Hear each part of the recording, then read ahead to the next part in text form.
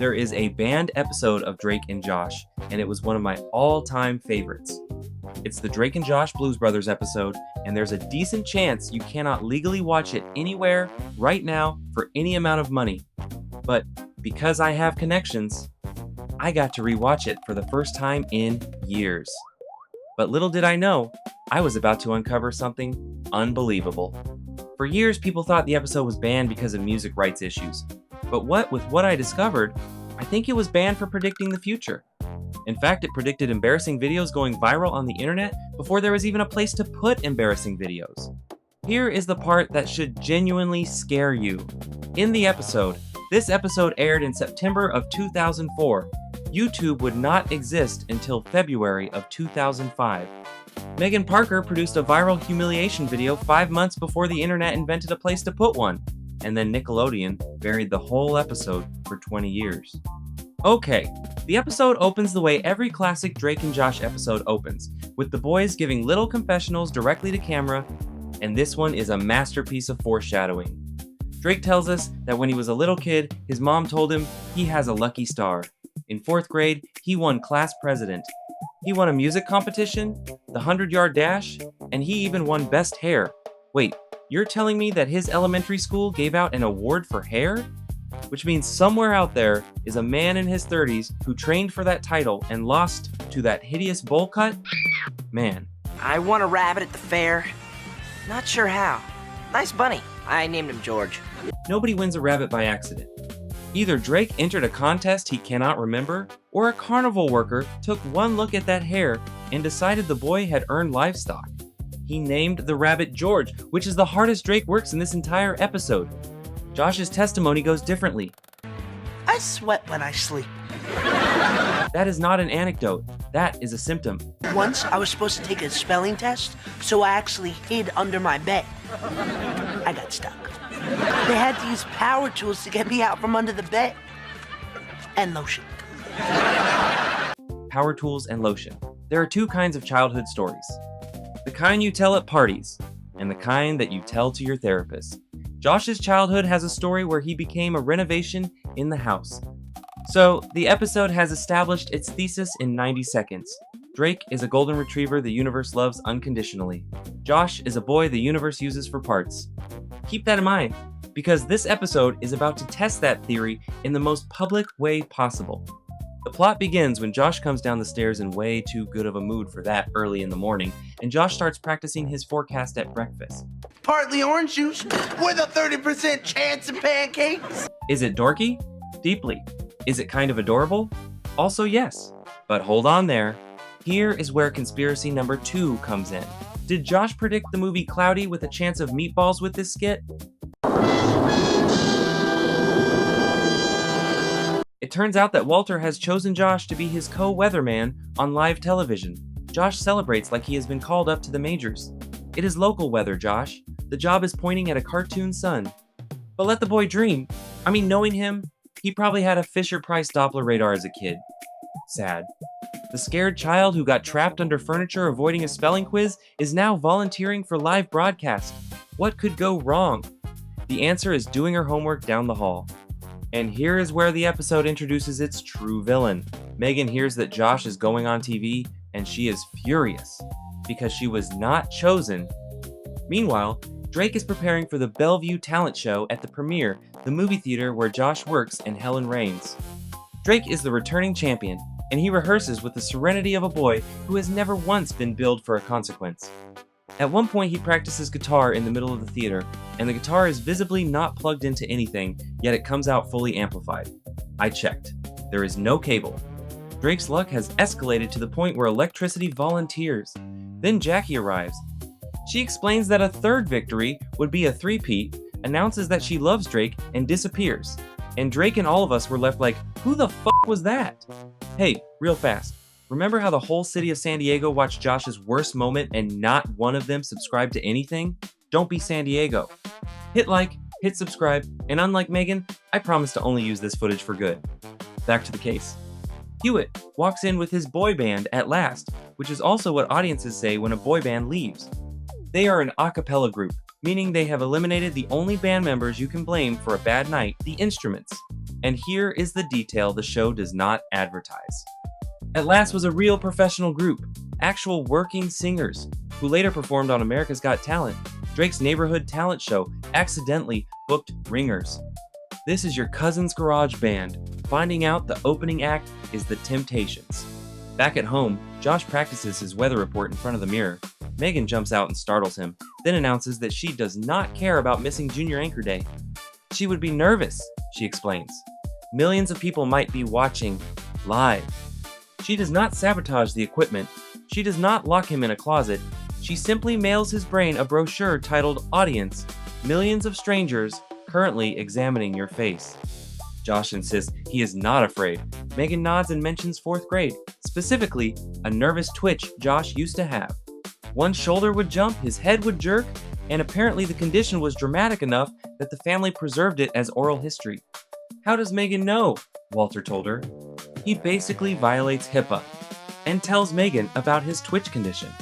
Walter has taken his son's private childhood embarrassment and released it to the one household resident with a documented interest in weaponizing information. This is our first Walter Parker fatherhood. We fast forward to the station and the broadcast. Josh starts strong, genuinely good even. Then Josh hits the phrase, ridge of high pressure. Storm front coming in from the coast that's gonna merge with this ridge of high pressure, which... Serious pressure. Pressure. The word detonates Megan's installed payload on cue. The flashbacks hit, and Josh's twitch returns on live television, in front of the city, while his own father stands 3 feet away and offers 0 assists. What follows is 2 of the greatest minutes of physical comedy Nickelodeon ever aired. High pressure system. Whoa, it's a little warm in here. Josh is twitching, flailing, and perspiring on live television while his family watches from home in horror, and Megan is sitting there laughing like she is watching the director's cut of her own movie. Because she is. She produced this. This is her film festival. Josh takes off his jacket and reveals that his antiperspirant has failed. It seems my antiperspirant has failed. And what does his father Walter do? He gets upset at Josh. Josh! What the heck? Josh asks to send the broadcast back to the anchor. Nobody does. The entire TV station is watching an underage child have a nervous breakdown that, if it weren't so hilarious, would be considered a medical emergency on live TV, and no one does anything about it. Yeah. Back to you, Stuart. Stuart, back to you. The next day, Drake assures him no one watches the weather and is immediately proven wrong by a passing stranger yelling, "Hey, Twitchy!" Hey, look, it's a kid from the weather. He couldn't stop twitching. Yeah, I love that guy. Hey, Twitchy. Hey, twitch it up. Everyone in the city saw Josh's meltdown, because apparently everyone in San Diego watches the weather religiously. Josh becomes the laughingstock of an entire major American city. A grown man later asks Josh to twitch for his dad because it's his birthday. Whoa! You're the twitchy weather boy. Dude, knock it off. Hey, listen. My dad's over there. It's his birthday. If I bring him over, will you twitch for him? Hey, Dad! Sir, you are requesting a child to reenact the most traumatic moment of his life as a party favor. Come on! People recognize him in public. Strangers argue about the correct way to imitate his twitch and ask Josh for pointers how to do it. Hey, will you tell him I'm doing the twitch right? That's not how he did it. He did it like this. No, it was more like... Not like this. No, it was like...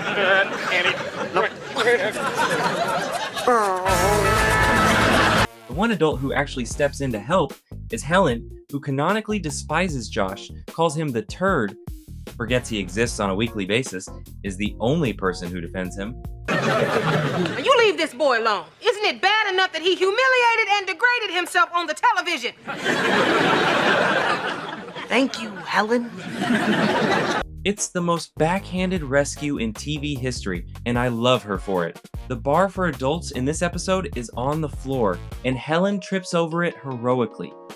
Josh finds out Megan has recorded his traumatic incident on VHS and gleefully rewatches his suffering over and over. Josh confiscates the VHS tape, believing he's contained the incident.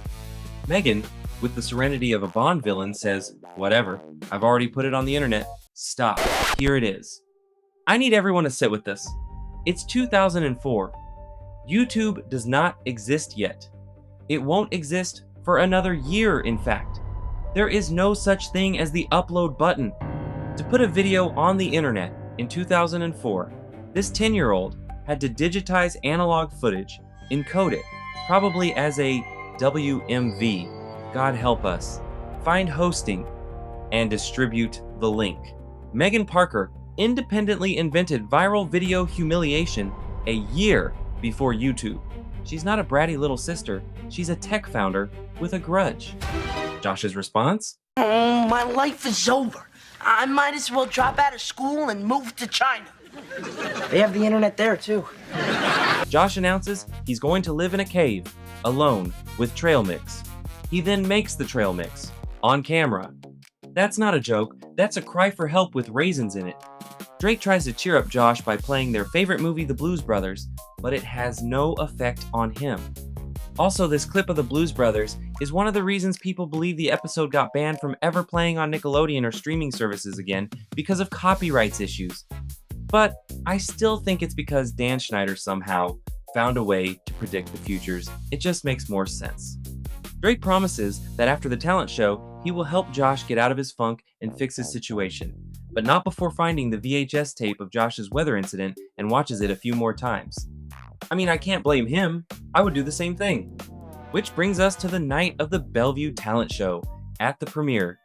Hosted by Helen, played by the legendary Yvette Nicole Brown, who had just returned to the show after her sitcom The Big House was canceled after 6 episodes. Helen is hosting, which means every act gets introduced with a compliment and judged with a face. Drake and his band are closing the night with I Found a Way. And if that title sounds familiar, it is because I Found a Way is the actual theme song of Drake and Josh. The song from the opening credits. The song that plays over footage of these exact people, written in the real world by Drake Bell himself. That's some meta shit. So here is what happens next. At the show, the Bellevue Choral Society takes the stage and performs Found a Way, the song Drake wrote, the song they heard him rehearsing. They stole an original, unpublished composition and performed it publicly, first in a judged competition. That's not a plot twist, that's actionable. Where did they even get the arrangement? Did they transcribe it from memory, like a heist crew? The most sinister thing in this episode isn't Megan, it's that somewhere in that choir is a kid with perfect pitch and no conscience. Helen keeps the show moving, not one adult raises an eyebrow. An entire generation of children watch this scene and learn that plagiarism is legal as long as it is delivered in 4-part harmony. So Drake is standing backstage with no song, no plan, and a boy band of actual professionals having just performed his setlist at him 10 minutes to showtime.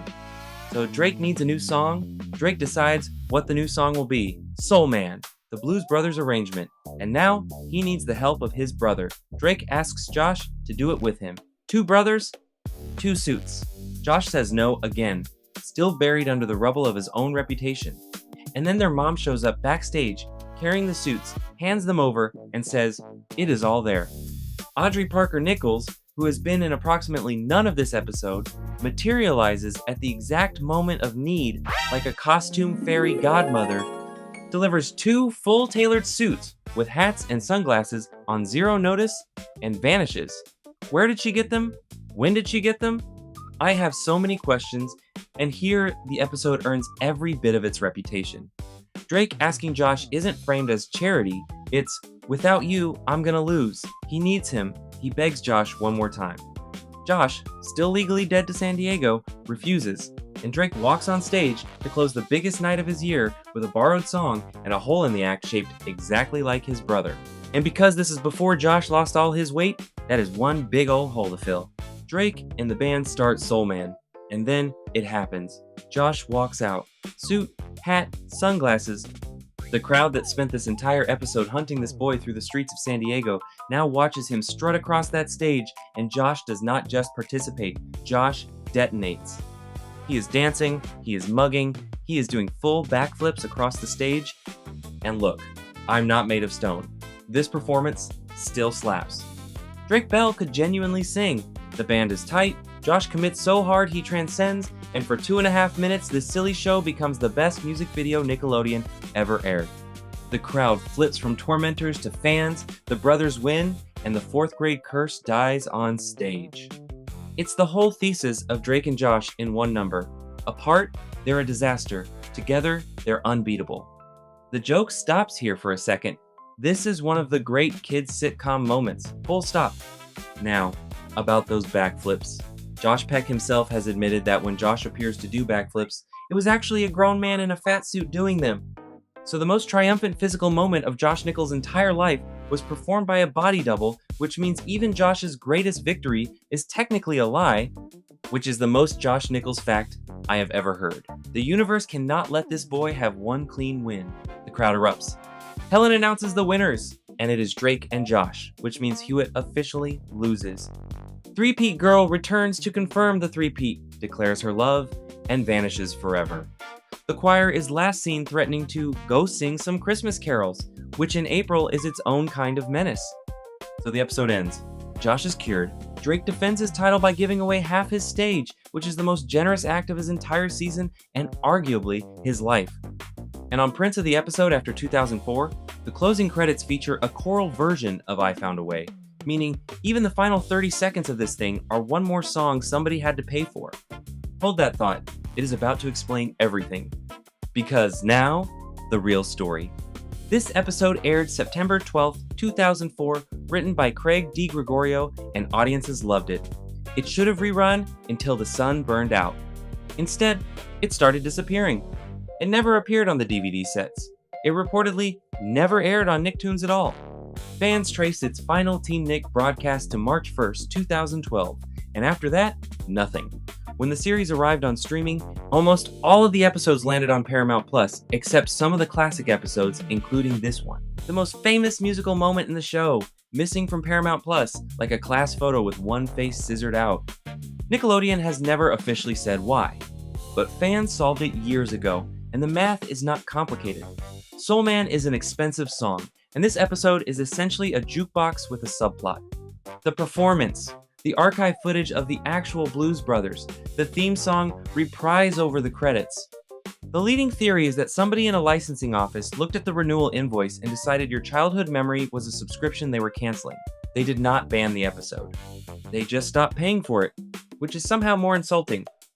And there is even a deleted scene, a whole classroom subplot with a teacher who never made the aired cut, floating around social media like a bonus level to an episode that was already a secret.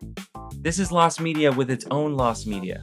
The good news, if your heart has been sinking for the last minute, is that this story ends well. The episode has resurfaced, intact, on Pluto TV alongside the show's other hard-to-find installments. It only took about 2 decades. For the record, Josh recovered from citywide public humiliation in 4 days. Nickelodeon needed 20 years to recover from a music bill. Does the episode hold up? Honestly, yes. Underneath the crime spree is one of the best brother stories the show ever told. Drake spends the whole episode trying to give Josh his confidence back, not because a lesson demands it, but because that is his brother.